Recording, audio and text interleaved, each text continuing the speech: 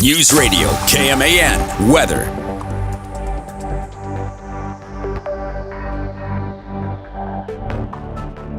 Right now in Manhattan, overcast skies, 85 degrees, wind out of the east at around 10 miles an hour. Heading into tonight, another 50% chance of showers and thunderstorms. That's mainly after 3 a.m.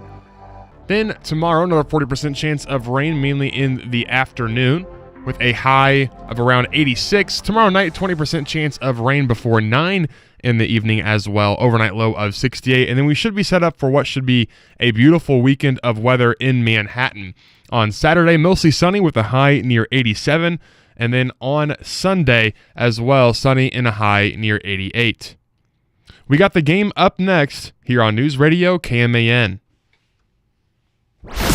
The following is an exclusive presentation of News Radio KMAN, your home for K-State athletics. It's game time. This is The Game on News Radio KMAN.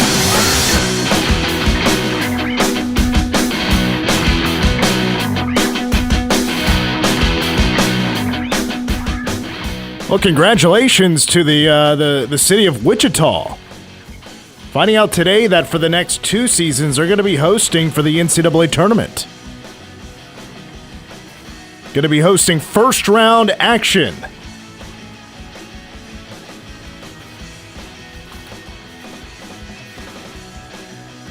As in the opening site, that's what I'm talking about. Wichita has been selected for the 2027 and 2028 NCAA tournaments to host the extended what was the first 4. So, as you know, we knew Wichita was going to be one of those towns. It was up to either Albuquerque and Des Moines, Iowa, were those other cities west of the Mississippi that was going to get a chance to host these extra games, these extra, play-in games for the NCAA tournament. Dayton is going to be hosting games, and now Wichita is going to be hosting games for at least the next 2 seasons. So congratulations to Wichita. Look, if you've never been to the NCAA tournament, look, even though I've been against the expansion, I'm not a coach, so I don't look at it that way. I'm not looking at it as for reasons because of money. I'm looking at just I feel like the NCAA tournament was kind of perfect the way it was. You're extending the bubble. You're adding more bubble teams. Yes, there's going to be more money for the conferences. But just felt like what it was the way it should be, And I can be a bit of a traditional person, for sure. I mean, I'll fully admit that. I'm not the best with change. But I will say this is a nice consolation prize for those around here that was against this. That Wichita is going to be hosting NCAA tournament games in back-to-back years, especially these first games, which I would assume, and I haven't heard yet where exactly this is going to be, but I would assume it's going to be, Intrust Bank Arena. It's got to be Intrust Bank Arena. That is a 15,000-seat arena. Is that thing going to fill up? It's an interesting question. That will definitely depend.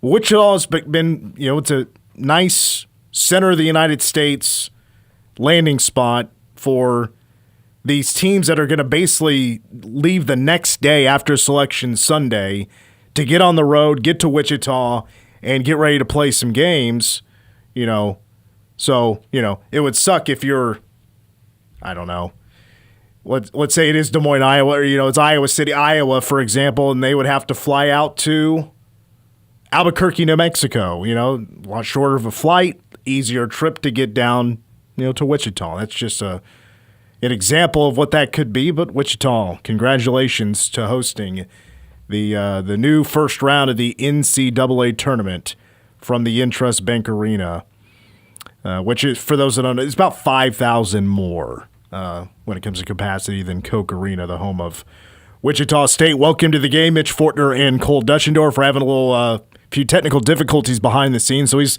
right now working all that kind of stuff. But I can tell you right now that today is No Stone Unturned Day here on the show. The 18th annual Wildcats for No Stone Unturned. They're coming back to town. A lot of K-State football alumni. Also, I'm sure current players are going to be at the gala tomorrow night.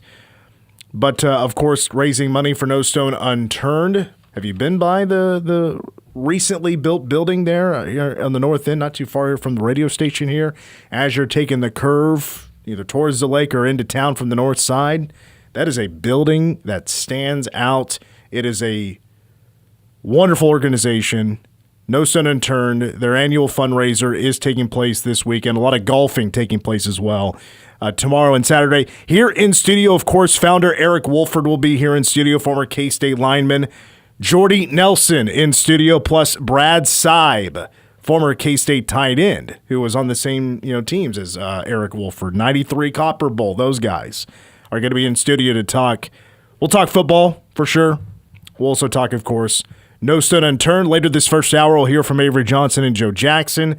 Plus, who could forget, we got the Summer of Culture to continue. Cole has officially watched the movie Basketball. We are culturing Cole Dutchendorf. Last year, it was K-State football classic games. This year, it is sports movies that he's never watched in his life, and he watched the movie Basketball. By my guess, of all the movies that we've had Cole review, Basketball would be my guess as to you, the listener. If we were to poll all of you, all the hundreds of thousands of you, the movie, who's seen this movie the most, who's seen this the least, Basketball is probably at the bottom of the list on the amount of people per 100,000, the per capita thing, on who have actually watched Basketball. That is a movie that came out at the right time for me. It is the raunchiest movie that Cole has watched so far. It is a clearly R-rated movie. They got Al Michaels and Bob Costas saying some crazy things in this movie. And we'll get that review coming up here in just a few moments. Plus, the news came out yesterday. I waited on talking about it on yesterday's show about Cincinnati. The NCAA had sent them a letter. And the details on that coming up here in just a moment as well. I did want to start with this, though. We have more Cody Campbell news coming out. And apparently, everybody else in the Big 12 were just doing it wrong. This NIL thing, fans being bought in, donations, stepping up our game. We're all doing it wrong. We are. Cody Campbell thinks we need to step up our game. For those that don't know, Cody Campbell, billionaire oil tycoon, whatever you want to call him, he's incredibly rich. And he is donating just caboodles of cash to Texas Tech. That's why they're so funded, so heavily funded, very wealthy for NIL. It's why they're one of the best teams in the country in a ton of sports. That includes football, track and field, softball. Women's basketball is a lot better. Men's basketball is still pretty strong, doing pretty well. But has been a big game changer. So he spoke, and this story came out, about 7 hours ago. Talking to Yahoo Sports, the caption is Texas Tech booster Cody Campbell wants the rest of the Big 12 to step up its investment into football. And this is a direct quote from Cody Campbell. We want to find a way to get all other Big 12 schools to elevate themselves. He uses we a lot here, I noticed. This is continuing on the quote. Everybody needs to do some version of what we've done. Excuse me. That's the path forward for this conference. A rising tide lifts all boats. I didn't realize till now that, shame on us and the rest of the Big 12, that we had been just lazy and lacking effort and not giving it our all to try to raise as much money as we can and give. If we could all just be Texas Tech, we would all be fine, and football is elevated, and this is going to be a better conference. I'm sorry, Cody Campbell. Boy, we have been really doing this wrong the whole time. If only we all had a oil billionaire tycoon that could just fund this whole thing. Because I think what he is talking about here is not talking about the Richie Riches. of alumni across the Big 12. He's talking about the entire fan base, because Texas Tech also likes to say that they have thousands of fans, alumni that are giving hundreds of dollars, thousands of dollars, and they are a big impact on their NIL. Let's not kid around. Like, every alumni base or every fan base has alumni that's trying to give what they can. Not everybody is, and not everybody can. And I think that's what Cody Campbell is forgetting about here. Was he ever middle class? I don't know if he's self-made. I don't know exactly where. I know his money came from oil, but was that all him? Is he old money? I don't know. I don't know exactly all those details, but he obviously has money. It's not easy to just cough up money like that. But there's a lot of alumni, especially with K-State, that are trying. They're trying to help out. But let's be real about what makes the big difference. And that's the 1%. The 1% that can just give you $5 million and say, spend it. Good luck. We're happy to give this money. We want to make K-State or whoever better. Here's $5 million. Here's somebody else coming in, another $4 million, $3 million, $20 million. Like, that's where the fundraising, like, that's the most serious fundraising that takes place. If it's Julie Owen or Brett Foltz that have, they've become, leaders in K-State's NIL initiatives and strategy, if they're the ones making the pitches and things like that, unfortunately not everybody is blessed with those kind of donors, billionaires. There's only so many out there. Cole, pull up a list of alumni for K-State. Let's find out who would be the best candidate to be our sugar daddy or sugar mama. Who's got the most money? You know what? My first thought was actually Erin Barakovich, but I don't think she actually graduated from K-State. Darren Sproles. Darren Sproles probably has a little bit of Jordy Nelson. Jordy, you're going to get it. When you come in here in about 45 minutes, you're going to get a pitch. We need cash. Cody Campbell says we need to step it up, so if you could help out. Bill Porter, apparently the founder of E-Trade, at least according to Google AI. This is not like highly backed anything right now. Also, Gregory C. Case, the CEO of Aon PLC. All right, next question. Do they give a damn about sports? It's a great question. I know Darren Sproles and Jordy Nelson might. I think they do. As far as I know. I mean, I haven't asked them personally. But I mean, their names are on the... Yeah, it's fair. It's fair to assume that they are invested in K-State athletics. Sure. All right, so Cody, we're going to really try to do better here. So hopefully you won't be disappointed in the rest of us. I mean, I'm like looking around, like UCF. Does UCF have, that's a university in Orlando. I'm sure some notable names have gone there. Do they have anybody stepping up and doing this? The big donors that can give millions of dollars is that game changer. Me giving a couple of $100, Cole pitching in some cash. Like, we could go around the radio station, go take a hat to everybody, pull up some money, get maybe $1,500. That's not going to make a dent. I mean, that just takes so much effort to make that all add up. Like, at least K-State came up, with a subscription service that you get perks with. It's a monthly fee. I don't know what kind of numbers that thing is doing. At least that's something to give back to the fans. Because, I mean, if you're middle class and you're donating money, at least in sports, you're looking to get something back. Or maybe not looking to get something back, but that is a really nice perk, I would say. To get exclusive offers and opportunities through K-State subscription service with NIL funding. We need to get to another topic here because I did also want to talk about, just share some details about what the NCAA has done. They've opened an inquiry on Cincinnati. They've let them know, look, we're going to look into you guys here. The timing is actually a bit hilarious because of that Sean Dillon guy from, he was doing radio. He was basically the me in Lubbock, but now I think he's based out of Austin. I'd never heard of him until, not saying he's not a big deal or anything, but I just never heard of him until Big 12 Media Days, and he asked that gotcha type question to Brett Yormark, and Yormark pretty much shut that down. He wasn't wanting really any Sorsby talk. He was trying to not put the focus on that, put it to bed, just try to let it go away, because we really don't need to be talking about this anymore. Let this thing die out. It's over. Sorsby's done. He's preparing for the NFL draft. This thing is in the rear-view mirror.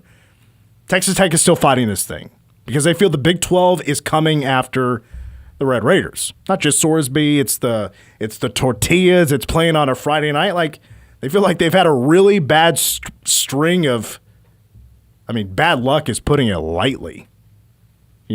Decisions out of their hands, even though one's somebody breaking a rule, the other is, they're a tradition basically being taken away, and I understand that frustration. I don't think it should have been taken away, and then playing on a Friday, which everybody else is doing, because we're trying to build this. Conference, Cody Campbell, outside of just, hey, how about we just get money from our rich donors and get good at sports because it's easy. Nope, we're looking to make money. We're looking to build a brand here. So basically, the NCAA, they sent the letter of inquiry to Cincinnati. This is about Brennan Sorsby. He played 2 years at Cincinnati. This is 2 years of playing football after betting a ton on his own team while he was at Indiana. And the NCAA is going to look into, what did Cincinnati know? Did they cover anything up? Did they actually know? Could they have done something? And if they knew, they should absolutely do something about that. What will the NCAA do if they do catch Cincinnati in, red-handed or covering something up, whatever they find? I don't know exactly what that could be. They could take away wins, but if you ask Scott Satterfield, he's like, yeah, I could use a do-over on a couple of years. Why not? Especially 2024. That didn't go quite well. Last year was better. They just caved in the second half of the season. Remember, they played a game. They had a college game day last year. Remember that? Who was that against? That was Utah. Huh. Completely forgot that happened. I bet a lot of people don't remember that happening. Yeah. Cincinnati went to Salt Lake City at they're 5-1, I think. Oh, you're right. And that was that was college game day. I do vaguely recall that. I think that was the first Big 12 versus Big 12 college game day. Arlington? Since K-State TCU Big 12 championship. And I think Cincinnati lost out. Starting that game, they lost out the rest of the season. And they did make it to a bowl. I think they went to the Liberty Bowl. But what does vacating wins actually even accomplish?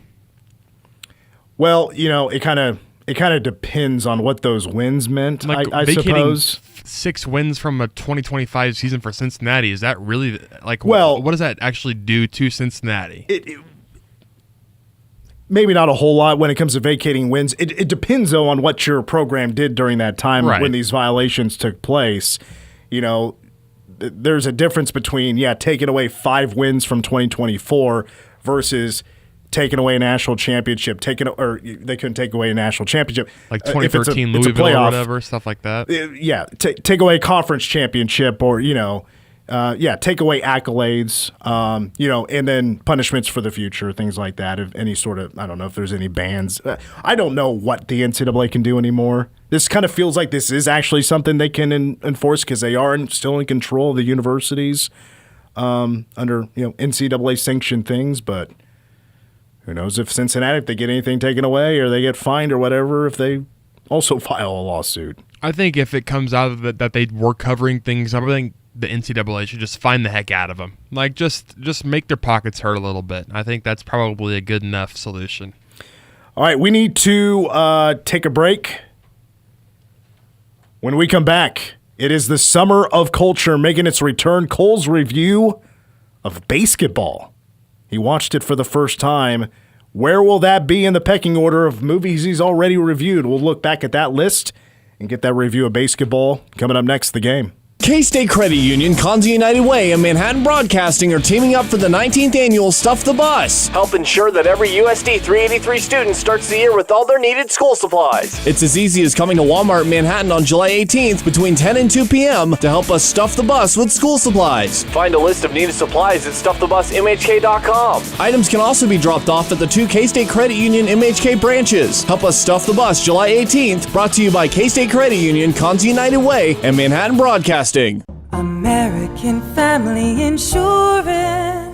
Business owners, when was the last time you reviewed your insurance? One incident could reveal a costly gap that could impact your income, equipment, or operations. At Wilden Associates LLC with American Family Insurance, we'll review your coverage and help make sure it still fits what you do today, not what you did years ago. Call to schedule a business insurance review. Don't put it off. This is Rob Wild, agency owner, Wilden Associates LLC. American Family Mutual Insurance Company, SI, and its operating companies, 6000 American Parkway, Madison, Wisconsin.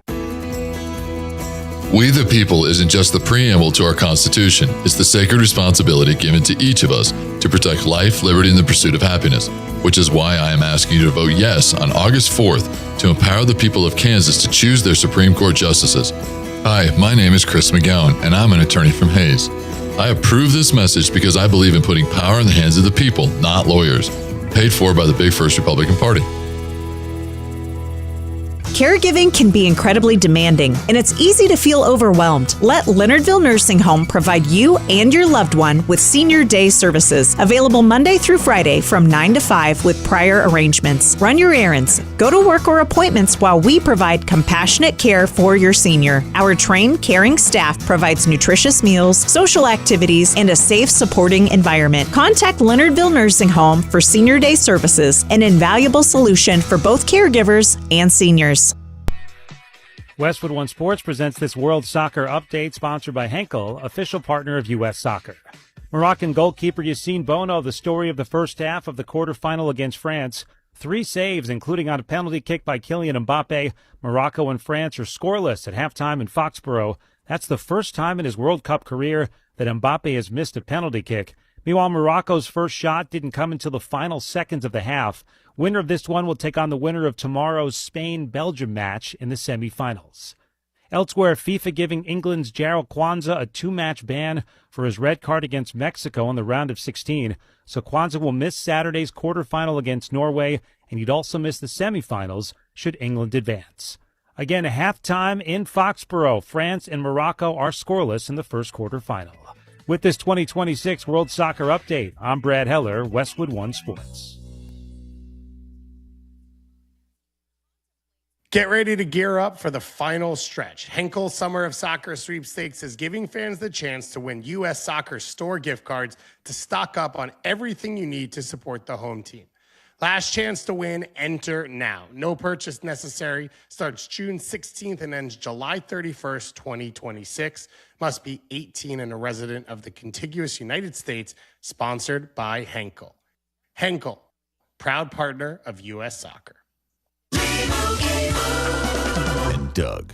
Limu and I created a trick to help you remember that you can customize your car insurance and save with Liberty Mutual. You see, the shirts Limu and I wear are yellow, and yellow is the color of lemons. And lemons grow on trees, and trees provide oxygen, and oxygen helps us breathe, and breathing is how you live, and you can live more life when you save money by customizing your car insurance.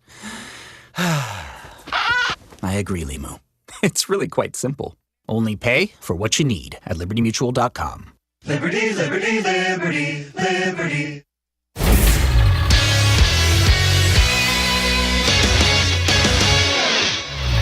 I'm Cole Betchendorf with the Game Sports Update, brought to you by Bottle Cap Sports Bar. K-State Baseball continued its streak of transfer portal additions earlier today, adding Johnson Community College right-handed pitcher Victor Cristal. Last year, Cristal helped the Cavaliers in what was one of the greatest seasons in college baseball's history, as they went 67-3, including a 32-0 mark in conference play, winning a JUCO World Series along the way. Cristal appeared in 16 games and started 15 of them, recording a .388 ERA and 55 2/3 innings on the season.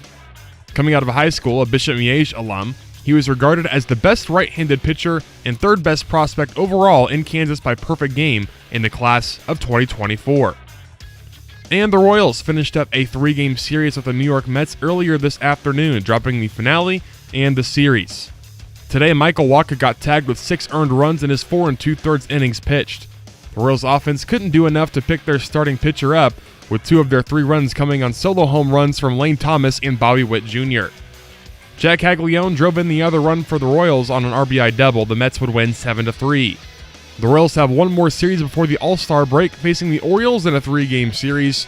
First pitch tomorrow in Game 1 at 6:10 on News Radio KMAN.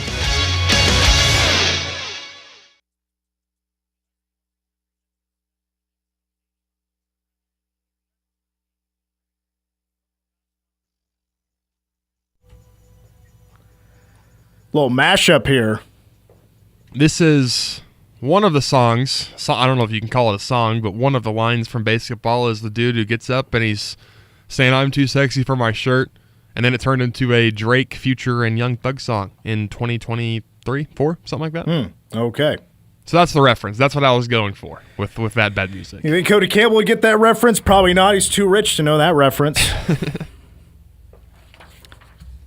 We need to stop being poor, folks, so K-State can be better. So everybody's got the warning, right? Yes. Does he not know how expensive groceries are these days? That's what I'm saying, He has no idea what a 4-pack of pepperoni Hot Pockets go for these days. You want to know how much those things are? $7.52. We're not in that bad a shape. Okay. But $5 for it's a been box a minute of since I purchased Hot Pockets on my own, so I just don't know anymore. I think that's at least doubled since my grocery store working days. At old Ray's Apple Market. There you go. Back in the day. All right, we're back on the game. I'm Mitch. That's Cole. He's related to John Denver. And we're back on the game. I believe this movie came out after the passing of your first cousin, Once Removed. Right? Once Removed, is that right? Once Removed is correct, okay. Yes. The movie is Basketball. As we continue the Summer of Culture here on News Radio KMAN. Cole watched it for the first time, and in case you have no idea what this is all about, well, here's the audio version of this crazy movie. Here's a trailer. Brown at the 10, the 5, touchdown! In a world where professional sports had sunk to a new low, 2 guys invented a game. Yes! Home run, that's 3-1, dude. That took them to the big time. Hard to believe that just 5 years ago, this game was played only on driveways. From the director of The Naked Gun and starring the creators of South Park. What an unfortunate thing to happen on Dozen Egg Night. Comes a story about their rise to stardom. Would you mind signing these? Sure. Oh. The fans who adored them. Joey, look who's here. My biological father? And the forces Players of your caliber should be making the big bucks, don't you agree? that drove them apart. Dude, you turned down Kane's off without even talking to us. Dude, I'm not gonna cave in. Dude! Dude! Dude! Dude! Dude! Dude. Well, I guess you've got a point there. Universal Pictures presents I love kids. Heads up, big guy. God, needs a little work on the hands. He's blind, Doug. Trey Parker, Matt Stone, Dude, guess I'll take my shot now. Robert Vaughn, It's nice. It's very nice. You want me to start on this one? and Academy Award winner Ernest Borgnine. This summer, experience the passion and the triumph. I'm the king of the world! Yeah! Basketball. I don't think I've ever been this excited. You're excited? Feel these nipples. Yes, that was Bob Costas there at the end. Basketball released in 1998, July 31st, 98, so we're close to the anniversary here. Got a 40% on Rotten Tomatoes, a 6.5 on IMDb, starring Trey Parker and Matt Stone. They're the founders and creators of the show South Park. Jenny McCarthy's in this movie. Al Michaels, Bob Costas, Robert Vaughn, like mentioned there, is also in this. I do believe also Dan Patrick. That is correct. Is in the movie as well.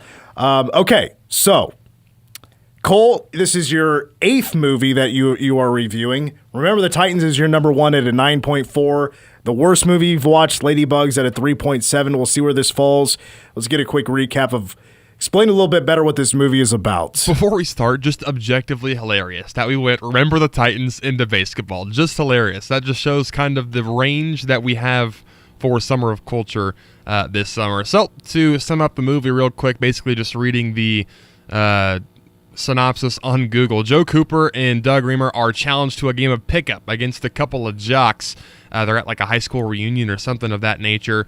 Because they don't have the $50 that they would have needed that they put on the line for this bet, they make up an entirely new game. Instead of playing pickup with these two dudes who are like doing windmill dunks, reverse layups, everything that you can imagine on this basketball court, they create basketball. The sport takes off after a billionaire invests in it.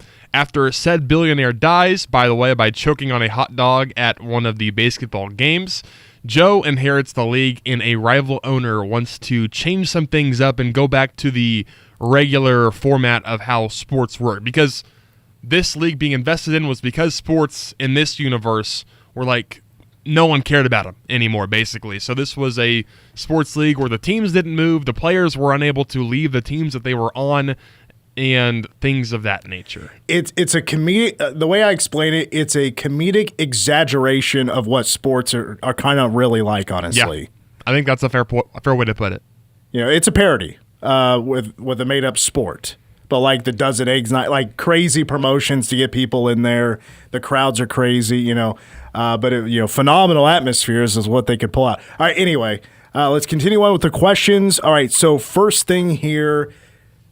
Characters. Character development is important in movies. You had your favorite, least favorite character. Who stood out to you? Coop was definitely my favorite character in the movie. I thought he was more likable than Doug, just less of an overall D-bag, frankly, than Doug was overall.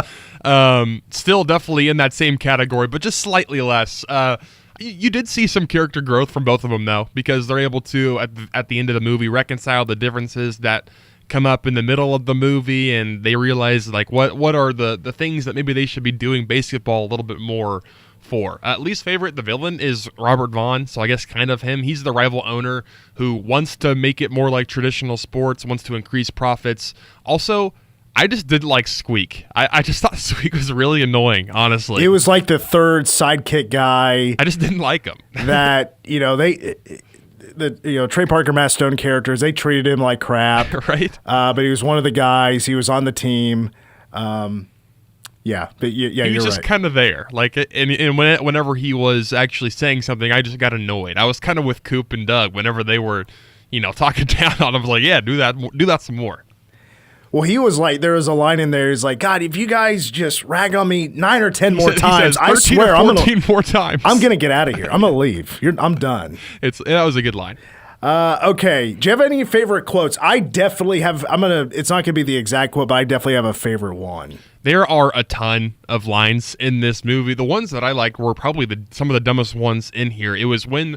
I have two from when the TV news anchor is talking, and one from when Dan Patrick and another sports guy are talking. Starting with the TV news anchor, this is after the championship game that they lose in the beginning of the movie.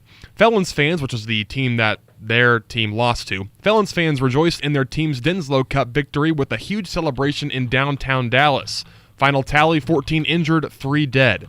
And on a sad note, the sports world was devastated tonight about the passing of Ted Denslow, just completely glossing over the fact that we have 3 casualties in the city of Dallas because of this basketball championship, and immediately moving to the owner. Also later, this is when Coop has now flown overseas to try to cut down on the child sweatshop that they have working on like the sponsors for the team.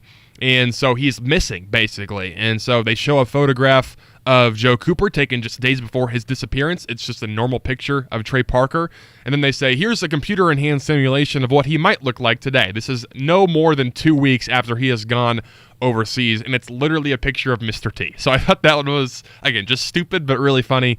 And then the last one was with Dan Patrick talking with the other sports anchor. They're trying to explain basketball postseason. And the first line is today, or it's with the first 9 months of baseball postseason out of the way, the playoff picture is starting to emerge. And then it's like, if this happens, this happens. If this happens, this happens. If this happens, this happens. And it's just a ridiculous kind of, honestly, it sometimes happens, like in baseball when you get some of the crazy tiebreakers, or in the NFL when you get to week 18. So I thought that was pretty funny too. So first of all, before I get to my quote, you mentioned a couple of the team names. So there's actually 18 different teams that play in this basketball league that are featured in some sort of way. So the main team that, with our main characters, they play for the Milwaukee Bears. Which, fair. Play on Milwaukee Brewers. Yep. You're right. Their rival are the Dallas Felons. It's very minor league stuff. Let me pull out some of my favorite ones here. The Los Angeles Riots, I thought was solid. Miami Dealers, the New Jersey Informants, like that's like mob. Sure. Italian land. Yep. Let's see, the Oakland Bandits, the Roswell Aliens, the Pittsburgh Factories is a mascot. There's actually some normal ones like the San Antonio Defenders. The Denver Cavemen is one of them. The Charlotte Biscuits. Now, I just want to say, as I say this one, this is a movie from the 90s. People were okay with this back in the day. There was a team called, and they were in the movie, the San Francisco Fairies. I don't even remember that one. Oh, man. All right. My favorite quote, and my favorite part of the movie is, so in the game of basketball, if you're on defense, you can do anything to distract the shooter. Mm-hmm. And there are some crazy ones. There's some crazy ones, but it's from the New Jersey Informants. They're very Italian, and one of them gets up in the other guy's face and goes, "Your mother's a lousy cook." It's like such an Italian burn, right? And it's in the middle of these dudes saying just the most heinous things in the world, trying to get them off their mark. And he's like, "Yeah, by the way, your mom can't cook." Did you mention your favorite scene? Favorite scene is in the last game of the movie, where it might be the Felons again, whatever the case. It's the championship game. If the Bears win, then they get to keep the league. If they lose, then it goes to the corrupt owner. And in the middle, it's like the halftime of the game, and they're the halftime performance, or it's the 7th inning stretch. Both teams are like in a performance, a dance, a ritual, whatever it is at the very end. And during it, then Coop and Doug get into a fight, and this is when Squeak is like in a watermelon outfit, and he's like inspirationally telling them that they need to just set aside their differences, and he's literally just in a watermelon costume. That, for whatever reason, that one tickled me more than anything else. And then they make up, and then they win the game, and then that's kind of how the movie ends. This is definitely a movie that also has a standout soundtrack, a lot of 90s music, a lot of ska. If you're familiar with ska, Real Big Fish is featured quite a bit in the movie. They're even playing live at one of the games, like when we first see basketball in a big stadium. They're playing live. What'd you think about the soundtrack? I thought it was okay. It wasn't anything super memorable for me. Probably that's a generational difference there. I thought I played the Take On, or the I'm Too Sexy was the one that we came back in with. The Take On Me cover in the middle of there that I actually kind of thought was pretty nice. But other than that, nothing too crazy memorable, I thought, with the soundtrack overall. All right, so here we go. What did you think of the movie? Your overall thoughts? I thought it was all right for being just a stupid, dumb comedy that's trying to be a stupid, dumb comedy. It didn't take itself too seriously. It had its moments. I think there's a lot of movies, maybe not a lot of movies that we've watched so far, but definitely a couple that I would certainly prefer to watch this again over. All right, what's your score, 0 out of 10? I'm putting it right down the middle. I'm giving it a 5 flat. A 5 flat? Wow, I thought it was going to be a little higher than that. I was thinking like 6. It was okay. It was okay. Like I didn't not like it. I also didn't love it. So it's, I think, right in the middle. That is higher than Teen Wolf, right? It is higher than Teen Wolf. Just making sure I have that right. It's between Teen Wolf and Little Big League. Little Big League is 6.4, Basketball a 5, Teen Wolf a 4.7. So it's your third worst movie so far. But decent overall. Like it was, yeah, I wouldn't mind watching it again in a couple of years. All right, let's take a break. Basketball gets a 5.0. Where'd you watch this, by the way? I bought it on YouTube, I believe. You bought it? You bought the movie? Well, rented it on YouTube. Okay, you rented it. Yes. I tell you what, YouTube has become the new Blockbuster. They just kind of have everything on there. They do. And you can, if it's not for free, you can rent it for $3. Yeah. Not a bad deal. It's like, when Netflix, like, you're renting movies, like, it was mailed to you. Right. Like, the DVDs were mailed to you. This is as close to Blockbuster that you can get anymore these days. There's nothing else like it. Yeah. I guess, Amazon still does the same thing, Yes. but I prefer YouTube. There weren't any ads. I feel like there's sometimes when you buy it, you rent it on Amazon, there's still ads. I'll tell you what, YouTube, to give them the free plug here, they're going to owe some money maybe, but they do have quite a bit of really solid free movies. Really? I really didn't know that. Well, I suppose we should take a break. We'll have a little bit of time. We'll squeeze in a few minutes. We're going to hear from Avery Johnson and Joe Jackson at Big 12 Media Days, plus just some, from the words of Avery Johnson himself, this is a kid that has his priorities in check. He's got his mind set on the right things as a student athlete. It's my QB1. We'll play that when we come back. You're listening to The Game. Presented by Chick-fil-A and Community First National Bank. America 250. Happy birthday, America, where freedom is written, protected, and lived every day. The Declaration of Independence was written not only for the colonies, but for the world. It announced the birth of a new nation founded on self-government and natural rights. Foreign nations watched closely as the colonies stepped onto the global stage. The Declaration signaled that America would chart its own course, politically, economically, and philosophically. Its message of liberty inspired revolutions and democratic ideas far beyond American shores. It became a symbol of freedom for people seeking self-determination everywhere. America 250, a declaration that resonated across the globe. Brought to you by Chick-fil-A, Community First National Bank, Faith Furniture, Rothwell Landscape.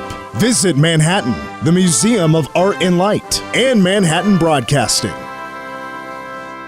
The Trust Company is an independent, locally owned wealth management and investment company founded right here in Manhattan in 1992. The motivation that drives your financial goals, your life, is unique to you and your family. You won't find boilerplate, template-driven, off-the-shelf financial services and strategies at the Trust Company, but planned thoughtfully and individually designed, tailored specifically to your hopes and dreams. The Trust Company, locally owned, client-focused. Our only allegiance is to you. Visit thetrustco.com. When severe weather rolls in, every second counts, and we're here to keep you ahead of the storm. Count on us for the latest alerts, live updates, and real-time tracking to help protect you, your family, and your property. From heavy rain and damaging winds to hail and dangerous storms, we'll guide you through the changing conditions and keep you informed when it matters most. Powered by Candlewood Veterinary Clinic, Manhattan Wrecker, Hummel Tree Service, Tallgrass Windows, and Ozone Roofing. We are the keepers of the wild, America's original and most invested conservationists. For more than 80 years, we've been committed to conserving wildlife and the natural landscapes that define our nation. From rugged alpine ridgelines to peaceful tall grass prairies, we've supported the conservation of more than 36 million acres of American wildlands. Our funding has led to cleaner water, fresher air, and improved wildlife habitat. From abundant fish and waterfowl populations to robust deer and elk herds, nothing is more important than maintaining wild spaces for adventurers to explore and wildlife to thrive. We are America's hunters and target shooters, stewards of the American outdoors. America's hunters and target shooters, along with firearm, ammunition, and archery manufacturers, have invested more than $46 billion to help state fish and wildlife agencies manage and protect wildlife and wildlands across America. For more information, visit outdoorstewards.org. News Radio, KMAN, weather. Right now in Manhattan, 87 degrees with mostly cloudy skies, wind out of the east at around 7 miles an hour. Tonight, 50% chance of showers and thunderstorms mainly after 3 a.m., overnight low of 70. Then heading into tomorrow, another 40% chance of precipitation mainly in the afternoon with a high near 86. 20% chance of rain tomorrow night as well, mainly before 9 in the evening with a low of 68. Then on Saturday, mostly sunny and a high near 87.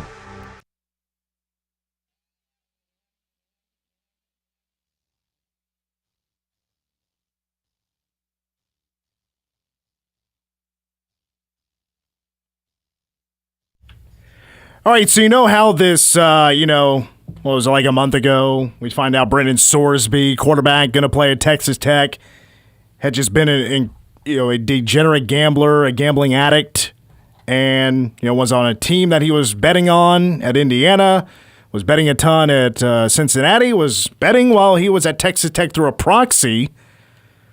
90 grand, bet on sports, thousands of bets. Yeah, that kind of became a big deal. You can't bet on sports when you're a student athlete or a professional athlete. Can't do it. Not cool. Avery Johnson at Big 12 Media Days yesterday was asked about fantasy football, betting on sports, things like that. Here is Avery's answer to not wanting to get involved with that kind of stuff anymore. I don't really get too big into fantasy football and the world like that because it's kind of close to betting, and anything with betting is just like danger zone. So I just kind of steer clear from all that different type of stuff and just focus on playing ball. And I don't have enough free time in my day to worry about let me put in my fantasy football picks before my Saturday game anyway. So I kind of just try to steer clear from all that and let that stay into the fans' lane. And yeah, I can stop it right there. Hey, priorities are straight. He knows what he's doing.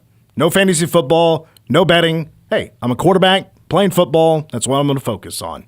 Let's get to Avery Johnson and Joe Jackson from Big 12 Media Days. We won't play this whole thing. We'll get a couple of minutes in from these two speaking to the media about the upcoming season. Colin Klein, now the head coach. Here's Joe Jackson talking about, leading off here, about now Colin back as head coach. For me, I feel like it's been very good, the way he's came in and changed things of how we do things. He's definitely built an incredible environment within our facility, within our program. And everybody has kind of started to buy into that more and more. And I feel like this definitely has been a great building point of where we're trying to go this year and the goals that we have from this team. He's laid a solid foundation so far. When I was selected, I'd say the same. I think he's brought in great players and a great staff, and it's just made being back in the building fun again. And I think when you bring the fun aspect back to the workouts and the competition and the practice and stuff like that, it just makes the game 10 times better. So I think it ultimately makes us better and has us work harder. So he's doing a great job, and just these. Joe, how have you seen the running backs room kind of evolve, starting from when kind of the newer guys got here through the summer and then now? I would say the point we're at now is we have a great understanding of each other. We've all built a great relationship within each other. With Coach Patterson, starting off with Coach O'Hara, we've built a great understanding relationship of each other.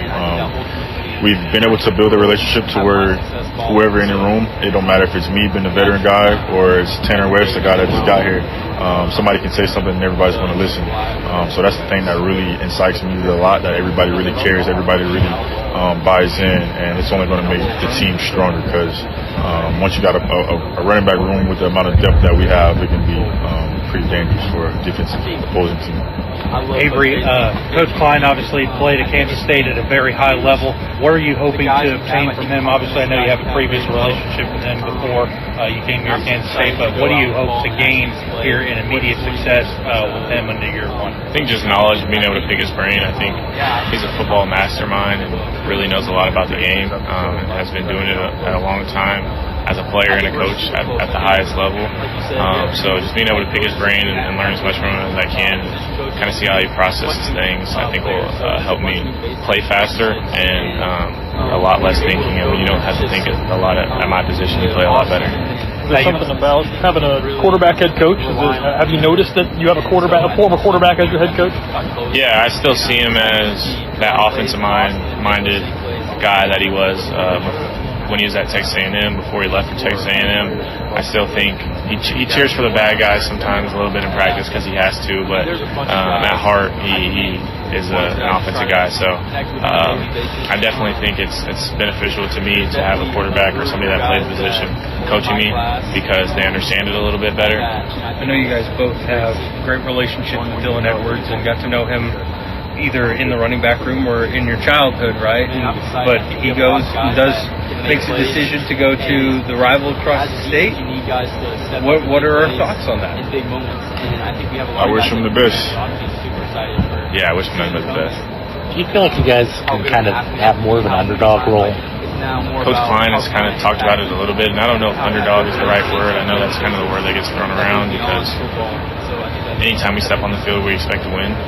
So I think underdog is a little bit of an outnumbered type of thing, or maybe you're not as talented as the team you're going up against, but we don't mind flying under the radar, and we don't mind people picking us to finish last in the Big 12 or the middle of the pack. Like, it goes to show, like last year we were picked to win, and we end up towards the bottom of the Big 12. So all that type of stuff, the preseason hype, doesn't really matter to us. We'll fly under the radar for as long as teams will let us, and we'll just pick at you one team at a time. Do you feel like coming into the season that you have something to prove? Say that again. Do you feel like you have something to prove? Being honest with you, I feel like I don't have like anything to prove to anybody. That's not a way that I look at it. I just look at it as me being. I understand people may think that I'm trying to prove them wrong or still trying to prove. I don't look at it that way at all. I just got to go out and be the best version of me each and every single week. That's how I look at it, taking it one day at a time. If I go out and be the best version of Joe Jackson that Joe Jackson can be, and Joe Jackson does what he's supposed to do, then everything else will come along with that. All right, we're back live here with a couple of more minutes left here in our first hour of the game. So, just kind of a little reaction from what we just heard there on just a few questions there from really was, 15, 20 minutes of a breakout session with Avery and Joe, which I'm calling AJJJ. He rolls off the tongue. That's their tag team name. A-Triple-J. That works. Does it click? A-Triple-J? I don't think it's bad at all. Okay. Well, first of all, the old Dylan Edwards answer there. Should probably quit thinking about Avery and Dylan being boys, or Joe and Dylan being boys. Avery Johnson and Wesley Fair are boys. Avery Johnson, Jace Brown, boys. Avery Johnson and Dylan Edwards played football together growing up. We'll leave it at that. The attitude in the room, the running back room, I bet you is in a better spot than what it was last year. It's a fair bet. Because in my opinion, Dylan Edwards was not a good teammate. He's now at KU. He has turned heel. He won the Gamey Award. There is, he's in a different place. Best of luck to him, is what they're trying to say. I probably took more from Joe than I did Avery, though, is, cool thing to kind of think about here is, with Avery, we talked about this yesterday, Avery being back with Coach Klein. He 3 years as a head coach with a head coach that was defensive minded. Now he's as an offensive minded head coach. Now really starting to hammer in the other side of things with a different focus. But here's an interesting thought with Joe Jackson. I think there maybe is a little something to prove that he could be better than running back by committee, especially with what he did the last two games of the regular season this past year. But he's also going to have a lot of talent in that room, and experienced talent that Joe doesn't necessarily need to have the workload that he had last year and to still be an improved running back, if that makes sense. 14 carries a game. I'm going to take the under with Joe Jackson. Hour 2 of the game. No Stone Unturned is coming up next. In Manhattan, building community means more than bricks and beams. It means innovation and partnership. At McCown Gordon Construction, we deliver feature-focused solutions to projects that shape our region. From advanced research labs to vibrant education, healthcare, and community hubs. We're not just building projects, we're building the future of the Flint Hills with unmatched customer experience and value-driven strategies. We're building for tomorrow. Visit kansas.mccown-gordon.com. Call the experts who care.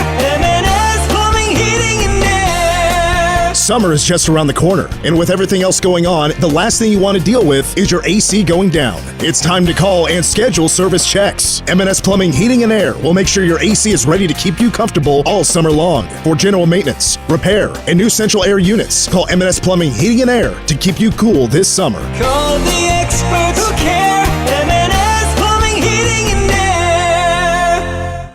Manhattan Broadcasting is an equal opportunity employer. In order to widely publicize our job opportunities and outreach programs and organizations that regularly distribute information to job seekers or refers candidates to employers, please contact us about our employment contact list to receive the most current information about station vacancies. For more information or to be added to the list, please contact Manhattan Broadcasting Company at 785-776-1350. Visit us at 2414 Casement Road in Manhattan, Kansas, or email front desk at 1350kman.com. Buck Roofing focuses on customer service by responding to the roofing concerns of residential and commercial properties with the utmost professional service for nearly 20 years. Call for a free no-obligation estimate at 785-230-9379. Manhattan's first for news, sports, weather, and talk since 1950. This is News Radio KMAN, Manhattan. The Department of Veterans Affairs is so innovative, it not only improves the lives of veterans, it transforms the lives of healthcare professionals who serve them with access to the latest technologies and remarkable.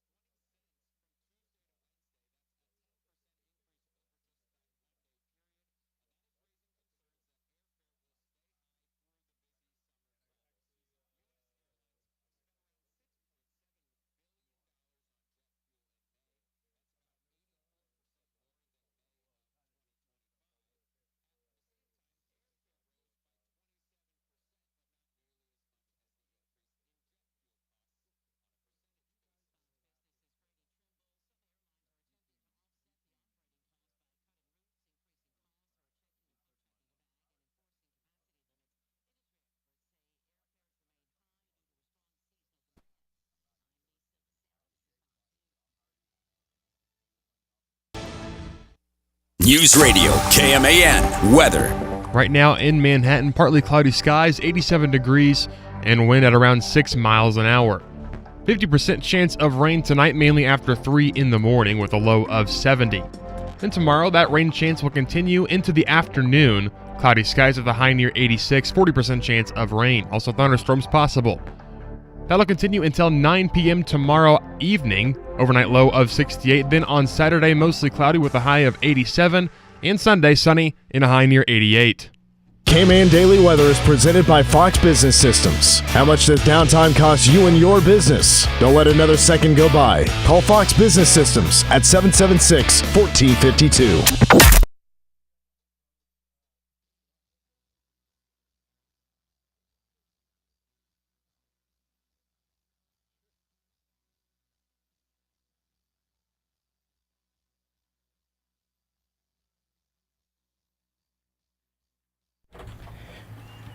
Hour 2 the game after work. Mitch Fortner, Cole Dutchendorf across the glass. Annual conversation I look forward to every single year. It starts tomorrow. It is the 18th annual Wildcats for No Stone Unturned. Title sponsor is Outdoor Bank. And, of course, this is a fantastic fundraising event for the weekend, raising money for a great cause that we're about to learn about once again here in just a moment. That is No Stone Unturned. In studio from left to right, representing Snyder 1.0, Eric Wolford. Welcoming back Brad Seib. Welcome back. Thank you. And then to my right from, 1.0 actually as well. Yeah. You're younger, but maybe people forget. I don't know if they forget or not. You didn't quite get to Snyder 2.0. Right. But Jordy Nelson is in studio here as well. So a lot of Snyder 1.0, but different eras. We'll put it that way. Keyword, Snyder. Yes. You know what I'm saying? We're a little different. Coach Wolf, what have you been up to these days? Louisiana, getting used to being down there in Baton Rouge. Obviously, that's been a great experience, the opportunity to work with Lane Kiffin. This is obviously something we look forward to coming back every year. You know, I look at Jordy, I'm like, man, I wish I aged like he did. Kind of like, you know, upset you when you look at me and Seib compared to him, but he was a different level athlete. But, you know, it's just good to come back in town, see everybody. You know, Kelly Coig, she does an unbelievable job with our foundation. And every year I come back, it's like something's new. It's getting bigger and bigger. Golf tournaments sold out. The gala's sold out. I mean, there's no tickets available. And her and Curry Sexton, but Kelly and Curry and our whole group that work with the foundation, they've just done a tremendous job of continuing to grow this thing. And it's something that we're all proud of, you know, all of us K-State guys. It doesn't matter if it's going to Jordy, to everyone all the way down the line, going all the way back to Daryl Dickey. Daryl Dickey didn't even play for Coach Snyder. He's back in town. His dad was coach here. So the word's out. It's the place to be in July. Brad, I know this is not your first time in studio to talk about No Stone Unturned, but it's been a little while since we've had you in. Tell us what you've been up to lately since last time you've been in here. I think that was about 5 or 6 years ago. Yeah. And I think you have a son playing college football, don't you? I do. So I'm still in Kansas City. I have a wealth management practice. Just married off my daughter about 3 weeks ago. So that was exciting. And then, yeah, you're right. My son Luke plays down at Louisiana Tech, and ironically, our second game of the year is against the LSU Tigers. That's right. So that's right. So I get to see Wolf, you know, right at the beginning of the season. So anyway, he's doing a good job down there, and he loves it. I know, Wolf, you said you're adjusting to Louisiana, all that humidity and warm weather, and we hear about that a lot from our son. So, yeah, life is good. We're busy. My wife Nicole and I are getting used to kind of the pseudo empty nesting life, and we absolutely love it. How about your connection to No Stone Unturned and what it means to you? Yeah, I've been here since the beginning. I mean, the very first time we got together, we were in the back of Kites, and we had 12, 15 people there, and came up with this crazy idea. And I think the first year we had, Wolf, we were lucky to get, 30, 40, maybe 50 people in the room for some auction items. I think we made $2,000 that year. Yeah. And we wondered how we were going to continue to carry this on. But, Wolf said it right. I mean, Kelly, Curry, Michael Hodges, everyone's just rallied around this, and it's just continued to grow. And yeah, it's sold out, both sides. Golf is sold out, I think, the last 3 or 4 years in April. And then this is our first sellout of the gala. So we're extremely excited and just, ready to have another special weekend. Well, Jordy Nelson, you've been retired from football here for a little while, so I think we all assume that you're still doing the farming thing now that you're back home, but you're coaching as well. Yeah, Raleigh County. Yeah, doing some farming and then coaching high school girls basketball with my sister. And then this last year I did some high school track. They needed someone to fill in with some jumps, so got convinced by some of our basketball girls to do that, which was a blast. Got a couple of them down to state and got a state champion triple jumper, so it was fun to be a part of that. But yeah, it's always good to be back home. Obviously, that's what my wife and I did, was move everyone back here, and obviously love being back here. Geez, the scariest thing is it's probably been 7-8 years now, which is scary. But yeah, it's great to be back, and like they were saying, this weekend's a blast. I think the first time Eric reached out to me, I was leaving to go back to camp right about this time because we'd go back early, get everyone situated before camp started, and now since we've been back, it's been fun to be a part of it. Didn't obviously know much about it to begin with, but now we've been a part of it. It's incredible what they do, what the facility is. I love driving by it every single time I come into Manhattan. They did a great job with the building, and then obviously what they do inside of it is second to none and amazing for those kids. Can I tell a quick story about Jordy? He won't remember this. I love stories. Game 3, 2015 at the World Series, Royals versus Mets. I go to the game. I get a late call from one of my buddies that had access to tickets. Get there, and I'm sitting right behind Jordy. I don't even know if he remembers this. So I think you guys had a bye week or something. And so I tap him on the shoulder, introduce myself, and he's not one to talk to anybody, right? And I go, hey, most people would ask for an autograph, picture, whatever. I wanted to talk to him about No Stone. I'm like, hey, we have this foundation in Manhattan. When you're done playing ball, I want you to play as long as you can. But when you're done, we want you as a part of this. So you probably don't even remember that. But, hey, man, we're glad to have you. Hey, it's great to be a part of it. It's an honor. And like they were saying, it's definitely the K-State family. And it's fun to see. And you got people from all sorts of generations that are there. So it's great to be a part of. I've been the last couple of years. It's so cool, Wolf, to see all the football alumni coming back, just seeing the boys mingle, and there's also current players that also come and and really support this. Let's take it back to mention the building. The building is awesome. It stands out. You can't miss it there on the north end of town, not far from here. But what is No Stone Unturned all about? What are we raising money for? What takes place in that building to help kids in need? Well, we're finishing the building. Obviously, the building is finished, but as far as our capital campaign, paying that off, and then we have other stages we want to go. We want to have a natatorium there so we can have swim therapies, and we have the land to do it. It's just a matter of continuing to raise money and put things together so that way we can, our goal is to have the best children's facility in the Midwest, and that's something that we love and take pride in, and it continues to grow. We're getting more and more kids off the waiting list, and that's a big deal for us. Because I lived it. And when I think about somebody laying in bed wondering where they're going to get services for their kid, it just upsets myself and people in our foundation, and that's our goal. Well, I've noticed on the website that the goal is over $300,000, but you're already over $200,000. Which, by the way, there is a silent auction online right now. There's an auction if you're going to the gala that you could get some amazing things as well. But I want to remind everybody, if you want to get involved with this silent auction, you can also just send in donations.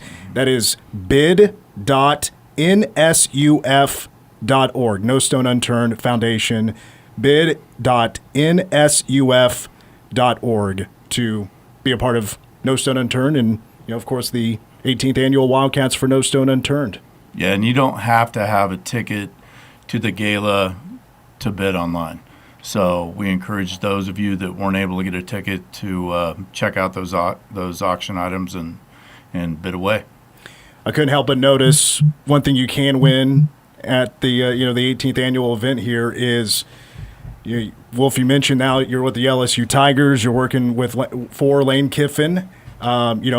Major headlines there, but a trip to Baton Rouge is on the line for some lucky bidder out there.